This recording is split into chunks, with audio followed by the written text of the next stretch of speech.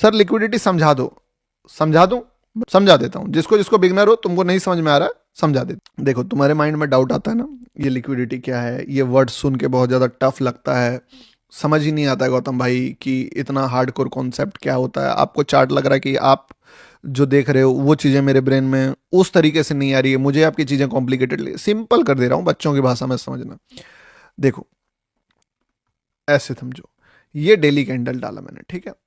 Liquidity का मतलब होता है जितने भी लोग कहीं पे भी बाय करते हैं उसका स्टॉप लॉस कहां पे होगा।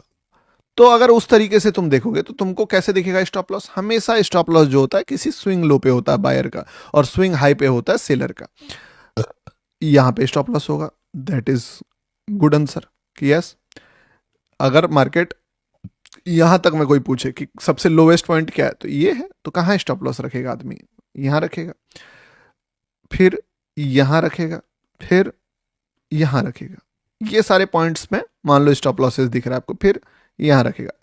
This is a support, support draw करने सीख गए तो सपोर्ट के नीचे लिक्विडिटी है, समझ लो। रेसिस्टेंस ड्रॉ करने सीख गए, रेसिस्टेंस के ऊपर लिक्विडिटी है। सपोर्ट और रेसिस्टेंस में क्या अंतर होता है, सपोर्ट ये चीज है सपोर्ट, और ये चीज है रेसिस्टेंस। इसको बोलते हैं सपोर्ट जहां से मार्केट प्राइस बार बार ऊपर जा रहा है, इसको बोलते हैं रेसिस्टेंस जहां से प्राइस बार बार नीचे गिर रहा है। इन्हीं दो लाइंस के बीच में मार्केट जितना ट्रेवल करता है, बायर और सेलर दोनों बंदा घुसता है। तो जब ये यहां तक जाए तो ये रेसिस्टेंस है, लेकिन अगर ये इसके ऊपर चले जाए तो ये लिक्विडिटी बन जाता है। क्योंकि फिर क्या होता है कि जितने भी लोग इस रेसिस्टेंट को आखिरी छोर मान के बैठे थे कि मार्केट तो यहां से तो गिरेगा ना भाई, उनकी फटती है इस लेवल के ऊपर, और फिर वो पोजीशन शॉर्ट करते हैं और मार्केट जो है गिरता है, या नहीं भी गिरता है मैटर नहीं करता, लिक्विडिटी इसी लाइन के ऊपर में। अब अगर तुम इस तरीके से कॉम्प्लेक्स थोड़ा सा समझने का कोशिश करो तो ये 1 मिनट में आओ, तुमको खुद समझ में आएगा। पहले 1 आवर में आते हैं, बड़े टाइम फ्रेम को पकड़ो और तुम देखो बीटीसी क्या कर रहा है, ध्यान से देखो, तुमको सिखाई देता हूं, इस चीज को देखो। इस जगह पे मार्केट यहां तक आया, आने के बाद तुमको नहीं पता है मार्केट कहां तक जाएगा, तुम बस देखे कि मार्केट फॉल कर रहा है, ठीक है, मार्केट फॉल किया। अब एक चीज तुमने क्या देखा कि मार्केट कहां से गिर रहा था, काफी ऊपर से, और गिरते रह गया, लेकिन चढ़ा कहां से, इस पॉइंट से चढ़ा। तो जैसे ही तुम ये पॉइंट को ड्रॉ कर लोगे ना मेरे भाई, तो तुमको एक लिक्विडिटी मिल गया। लिक्विडिटी कहां रहेगा, इस कैंडल के नीचे, LQDTY। अब मान लो ये 1 आवर के लेवल्स पे तुमको लिक्विडिटी मिल गया। अब इसी चीज को तुम 1 मिनट पे आ जाओ, ठीक है।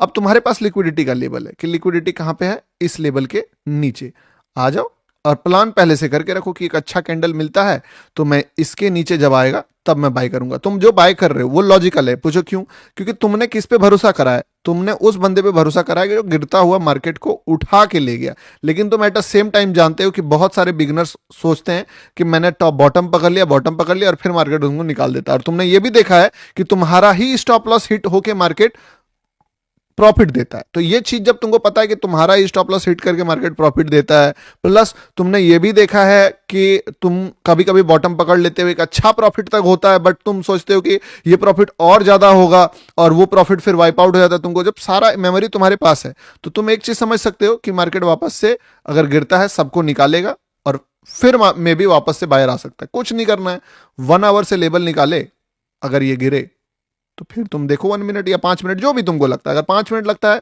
तुम 5 मिनट पकड़ सकते हो, 2 मिनट लगता है 2 मिनट पकड़ सकते हो, ठीक है। अब जैसे इस लेवल के नीचे फिर से मार्केट आएगा, ठीक है, तो फिर ट्रेड बनेगा। देखो आने दो इस लेवल, अब देखो ये ऑलमोस्ट मान लो आ रहा है, ठीक है, लगभग भाई साहब, ठीक है।